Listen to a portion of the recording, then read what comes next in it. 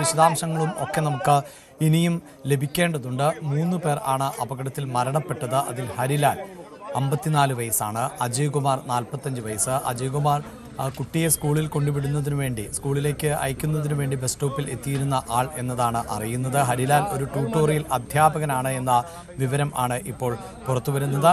അജയ് കുമാർ മകനെ ആണ് ബസ് കാത്തിരിപ്പ് കേന്ദ്രത്തിലേക്ക് എത്തിച്ചത്. അങ്ങനെയാണ് അപകടത്തിൽപ്പെട്ടത് എന്നതാണ് വിവരം. ഒപ്പം പാർത്ഥിബ് എന്ന 15 വയസ്സുള്ള 10ാം ക്ലാസ് വിദ്യാർത്ഥിയും അപകടത്തിൽ മരണപ്പെട്ടിട്ടുണ്ട്. ഇപ്പോൾ വി വിനോദ് വാർത്തയുടെ വിശദാംശങ്ങളുമായി ചേരുന്നുണ്ട്. വിനോദ്, രാവിലെ 7 മണിക്കുണ്ടായ അപകടമാണ്. നാടിനെ ഒന്നാകെ കണ്ണീരിലാഴ്ത്തുന്ന അപകടം. 3 മരണമാണ് സ്ഥിരീകരിച്ചിട്ടുള്ളത്. പരിക്കേറ്റ കുട്ടികൾ ഉൾപ്പെടെയുള്ളവർ ഇപ്പോഴും ചികിത്സയിലാണ്. മറ്റെന്തെല്ലാമാണ് വിവരങ്ങൾ വിനോദ്? വലിയ ദുരന്തമാണ് നാട് നേരിട്ടിരിക്കുന്നത്. 3 മരണം സ്ഥിരീകരിച്ചിരിക്കുന്നു. ഗുരുതരാവസ്ഥയിലുള്ളവർ ആശുപത്രിയിൽ തുടരുകയാണ്. ഇപ്പോൾ മന്ത്രി ബിന്ദു കൃഷ്ണ ഉൾപ്പെടെയുള്ളവർ ഇക്കാര്യത്തിലൊരു വിശദീകരണം നൽകുന്നത് 2 മുതിർന്ന ആളുകളും ഒരു കുട്ടിയും മരിച്ചു എന്ന കാര്യമാണ്. അതോടൊപ്പം തന്നെ വിവിധ സ്കൂളുകളിലെ കുട്ടികൾ അവിടെ ഉണ്ടായിരുന്നുവെന്ന വിവരം. ഇപ്പോൾ ഏതാണ്ട് ഈ രക്ഷാപ്രവർത്തനം അവസാനിച്ച മട്ടിലാണ്. ഇനി ഈ ചികിത്സയിലുള്ളവരുടെ ഒരു സ്ഥിതി മനസ്സിലാക്കുക എന്നതാണ്. ഈ ടിപ്പർ ലോറി ഡ്രൈവറുടെ ആരോഗ്യനിലയും ഗുരുതരമായി തുടരുകയാണ്. അമിതവേഗമാണ് അപകടത്തിന് കാരണമെന്ന കാര്യം ഇതിനകം തന്നെ സ്ഥിരീകരിച്ചിട്ടുണ്ട്. ടിപ്പറിൻ്റെ സമയക്രമം സംബന്ധിച്ചുള്ള ചില വാദങ്ങൾ ഉയർന്നു വന്നിരുന്നു.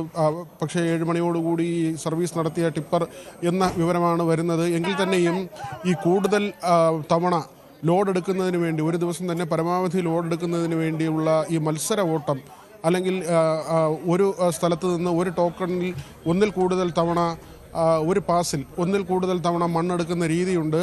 അതായത് ഒരു പാസ് ഒരു ലോഡ് മണ്ണെടുക്കാനാണ് ഉപയോഗിക്കുന്നതെങ്കിൽ ഈ സമയത്തിനുള്ളിൽ, അതിൽ പറഞ്ഞിരിക്കുന്നത് ഒരുപക്ഷെ 2 മണിക്കൂർ സമയമായിരിക്കും അവർക്ക് നൽകിയിട്ടുള്ള ഒരു ലോഡ് കൊണ്ടുപോകുന്നതിന്. പക്ഷേ ഈ സമയത്തിനുള്ളിൽ തന്നെ ഒന്നിൽ കൂടുതൽ ലോഡുകൾ കൊണ്ടുപോയാൽ ഈ ലോറി ഡ്രൈവർമാർക്ക് അല്ലെങ്കിൽ അങ്ങനെയുള്ള അതിൻ്റെ ഉടമയ്ക്കൊക്കെ ലാഭമാണ്.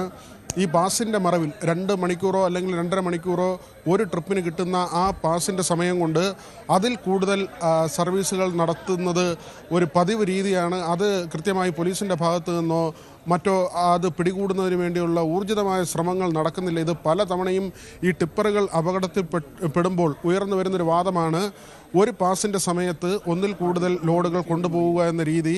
ആ രീതി ആയിരുന്നോ ഈ ടിപ്പറും ഇന്നിപ്പോൾ സ്വീകരിച്ചതെന്ന ഒരു സംശയം ഉയരുന്നുണ്ട്. കാരണം ഈ അമിത വേഗം എപ്പോഴും ഇങ്ങനെ കൂടുതൽ ട്രിപ്പുകൾ, ഒരു സമയത്തിനുള്ളിൽ, നിശ്ചിത സമയത്തിനുള്ളിൽ കൂടുതൽ ട്രിപ്പുകൾ എടുക്കുന്നതിന് വേണ്ടിയാണ്. അത് തടയുന്നതിന് ഊർജിതമായ ശ്രമങ്ങൾ നടക്കുന്നില്ല എന്നത് വളരെ ഖേദകരമായ കാര്യമാണ്. ഇതിപ്പോൾ നിരപരാധികളുടെ ജീവൻ നഷ്ടമാകുന്ന സാഹചര്യം. മൃതദേഹങ്ങൾ കൊട്ടാരക്കര ആശുപത്രിയിലേക്ക് കൊണ്ടുപോയിട്ടുണ്ട്. ഉന്നത ഉദ്യോഗസ്ഥർ സ്ഥലത്തെത്തി കാര്യങ്ങൾ വിലയിരുത്തുന്നുണ്ട്. ഇനി ചികിത്സയിലുള്ളവരുടെ കാര്യമാണ്. അവരുടെ അവർക്ക് വളരെ പ്രധാനപ്പെട്ട ചികിത്സ നൽകുക എന്നത് തന്നെയാണ് സർക്കാരിന് മുന്നിലുള്ള വെല്ലുവിളി. അതിനുള്ള നടപടിക്രമങ്ങൾ പുരോഗമിക്കുന്നുണ്ട്. SP അടക്കമുള്ളവർ സ്ഥലത്തെത്തുകയും കാര്യങ്ങൾ വിലയിരുത്തുകയും ചെയ്തു. മണ്ഡലത്തിൽ നിന്നുള്ള അല്ലെങ്കിൽ ജില്ലയിൽ നിന്നുള്ള മന്ത്രിമാരുണ്ട്. ഈ മന്ത്രിമാരുടെയൊക്കെ തന്നെ ശ്രദ്ധ ഈ വിഷയത്തിൽ വന്നിട്ടുണ്ട്. ഇതിപ്പോൾ സഭ നടക്കുന്ന ദിവസമാണ്.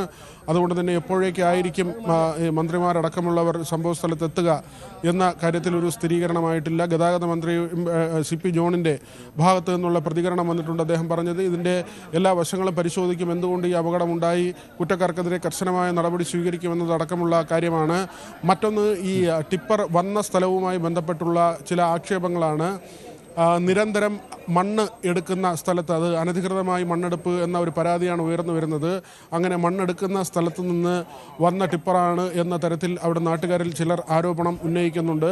അതുമായി ബന്ധപ്പെട്ട കാര്യങ്ങളും ഈ ഘട്ടത്തിൽ പരിശോധിക്കേണ്ടതുണ്ട്. എന്തായിരുന്നാലും തീർച്ചയായും അവിടെ വിനോദ്, ഇപ്പോൾ ഈ കൊടിക്കുന്നിൽ സുരേഷ് MPയുടെ ഭാഗത്തു നിന്നുണ്ടായ ഒരു പ്രതികരണം അതുമായി ചേർത്ത് വെക്കേണ്ടതുണ്ട്. കാരണം ഈ അപകടം നടക്കേണ്ട ഒരു സ്ഥലമല്ല ഇത് എന്നുള്ളതാണ്. അതായത് തിരക്കുള്ള ഒരു റൂട്ടല്ല. അങ്ങനെ ഏതെങ്കിലും തരത്തിൽ നമുക്കറിയാമല്ലോ, ഇത് കൂടുതൽ വാഹനങ്ങൾ കടന്നു പോകുന്ന ഒരു റൂട്ടല്ല എന്നാണ് അദ്ദേഹം നൽകിയ പ്രതികരണത്തിൽ നിന്ന് മനസ്സിലാക്കാൻ സാധിക്കുന്നത്. അങ്ങനെയെങ്കിൽ പോലീസിനെയൊക്കെ വെട്ടിച്ചുകൊണ്ട്, നേരത്തെ വിനോദ് സൂചിപ്പിച്ചതുപോലെ ഈ പാസ് ഉണ്ടോ എന്നതിൽ തന്നെ നമുക്ക് വ്യക്തതയില്ല. ലോറിക്ക് പാസ് ഉണ്ടായിരുന്നോ എന്നത് പരിശോധിക്കണമെന്നാണ് ജില്ലാ കളക്ടർ അടക്കം പ്രതികരിച്ചിട്ടുള്ളത്. അപ്പോൾ ഈ പാസ് ലഭിക്കുമ്പോൾ അതിനനുസരിച്ച് സൂചിപ്പിച്ചതുപോലെ നിശ്ചിത സമയത്ത് കൂടുതൽ ലോഡുകൾ പോലീസിൻ്റെ കണ്ണ് വെട്ടിച്ച് എത്തിക്കുക, അത്തരം സാധ്യതകളൊന്നും തള്ളിക്കളയാനാവില്ല എന്നാണ് ഇപ്പോൾ ലഭിച്ചുകൊണ്ടിരിക്കുന്ന വിവരങ്ങൾ.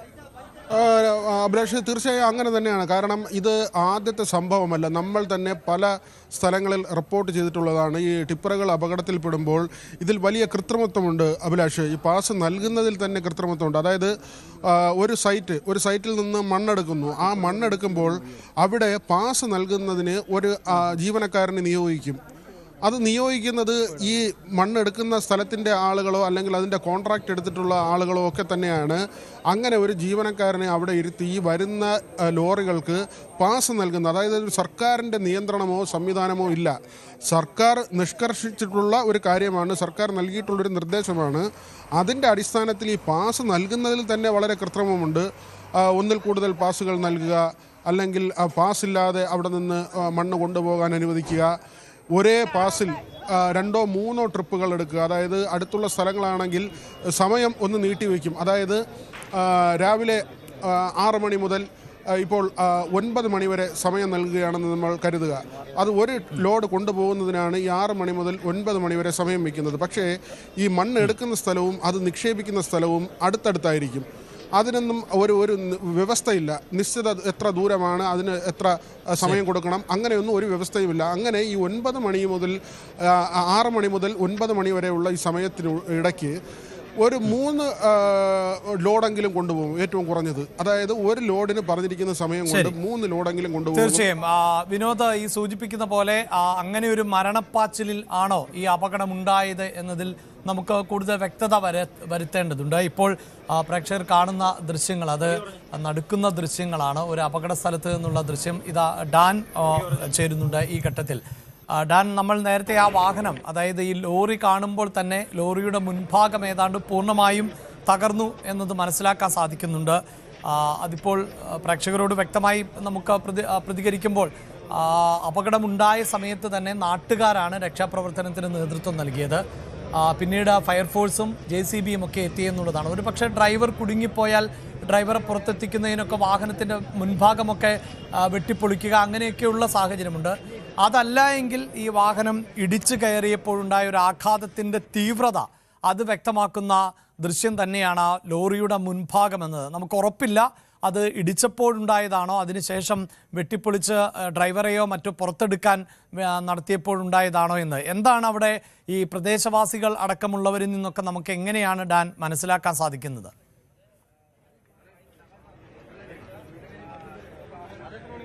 നീലേശ്വരത്ത് ഒരു 10ാം ക്ലാസ് വിദ്യാർത്ഥി അടക്കം 3 പേരുടെ ജീവനെടുത്ത നടക്കുന്ന അപകടത്തിന്റെ ബാക്കി പത്രം എന്ന് പറയുന്നത് ഈ തകർന്നു കിടക്കുന്ന ഈ വെയിറ്റിംഗ് ഷെഡും അതിന് തൊട്ട് സമീപത്തായി ഏറെക്കുറെ പൂർണ്ണമായി തകർന്നിരിക്കുന്ന ഈ ലോറിയുമാണ്.